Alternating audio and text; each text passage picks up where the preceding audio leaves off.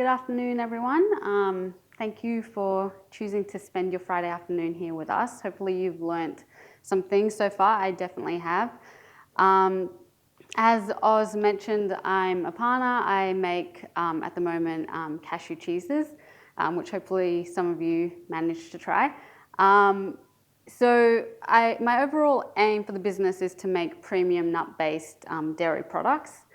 And my overarching goal, I guess, is to promote ethical consumerism, passively promote ethical consumerism. And I will talk a bit about what I mean by that later on. And as you can probably tell, I don't often give a lot of presentations, so I'm a little shaky, but hopefully I get through it. But I was thinking about what I could best offer you guys, from my experience. And I think perhaps the only thing I can really share with you is my own experience as a vegan food owner, and talk about that, and then try and make what I have to say kind of general and universal so you can take some things from that. So that's what I'm attempting to do. I will start off the talk with a bit about Nutsy, how I got started, and then I want to share some of my observations that I've made through interacting with both vegan and non-vegan customers, primarily at farmers markets. Okay, so Nutsy was born just over 2 years ago. I was finishing university. I became interested in plant-based food and nutrition, and I just became, I guess, a little obsessed with it, to the point where all my other ambitions left, and I was like, okay, well, let's try and follow this, see what happens.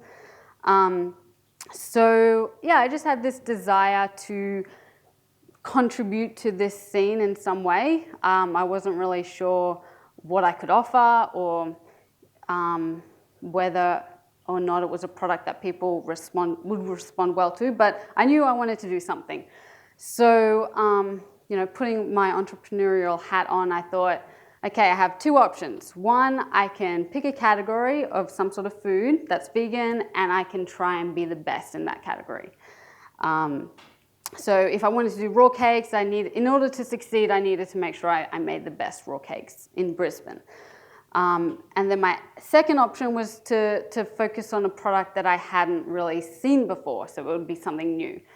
And because I don't have a technical background in food at all, I was like, I should probably stick with the second one, no competition, more likely to succeed. So I did that, I did some research, and I found that, so I started the business doing flavored nut milks, actually. It was something that was fairly simple to prepare. I couldn't see any in Brisbane, so like a cacao almond milk, I did the strawberry cashew milk, and I thought, this is a good product to start with. And I sort of, at that point, I knew that it wasn't going to be the product that would make me, but it was a product that I knew was fairly easy to get going, and I knew that I wanted to develop more products down the track. That was 2 years ago, and then about a year ago, I realized that the milks had some limitations, and in order to make the business viable, I needed to consider making another product. And so the cheeses were born out of that. And I think, cheese, like was shown in the presentation before, it's an important food for a lot of people. Like, you grow up, at least for me, it's a food that, you crack open on a cheese platter, the family's there, people are happy. It's a food that I think has the potential to bring a lot of joy to people. And when you become vegan or you can't eat dairy, I think people feel like, it's a big void in their life. So I thought maybe with cheese I could help with that in some way. So that's a bit of my backstory. But I thought what might be useful here in this context, especially trying to link it to the idea of how we get vegan products from a niche market to mainstream markets. So I think what I can just reflect on is my observations from interacting with customers at farmers markets, because in that context you get direct customer feedback straight to your face, and you can get a sense of who are coming to my stall, who are the people that are actually spending money to take a cheese home. You know, are these vegans? Who are these people? So that's what I'm going to speak about now. So yeah, I started my business primarily at farmers markets. It's a great way to start. You get to see whether or not it's a product that people actually think is good. So I lost my train of thought. Yes, and I continue to sell at farmers markets mainly for this reason of if I'm curious about a product, I'll just give a lot of samples and just see how people respond to it. And when I started the business, because I was a vegan, I was creating a vegan product, I just sort of assumed that it would mainly be vegans who would be buying my product. That was what I thought. But at the markets, the majority of my customers aren't vegan.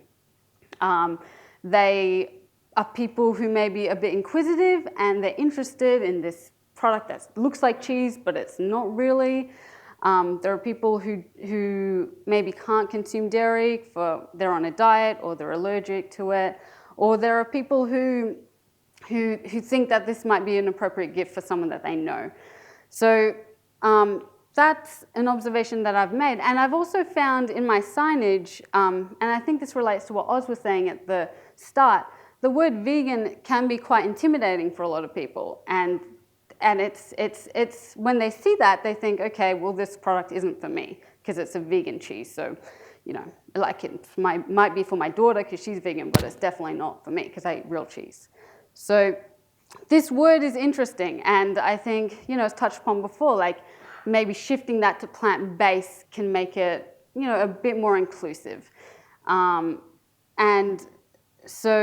yeah, I have a friend and she was doing vegan ice cream at farmers markets as well, and she found this very thing, that she's having vegan ice cream, it is intimidating, and people just, you know, they have a wall of defense up and they say, well, no, I'm not gonna even sample this because it's, you know, not what I'm interested in. So she, you know, changed her signage, she changed it to non-dairy ice cream, and she had a lot more positive, felt a positive impact. So that's sort of my first observation, is that if we can make vegan products and make the branding of it to be more inclusive in a way. And so it's a product and it tastes good. Like it's a good product and it just happens to be made from plant-based ingredients and it happens to be vegan, but the main thing is it tastes really good.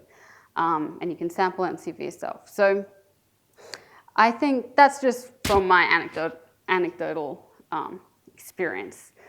And the second thing, I think, you know, when you're in the vegan world and you're interacting with vegans, things, you know, you take things for granted, like cashew milk or cashew cheese, you know, it's just kind of standard. But when you're interacting with people, you know, maybe the older generation or maybe just people who've grown up, you know, very traditionally, these concepts are very weird and abstract, and you can't make assumptions about how people will respond or will understand your product.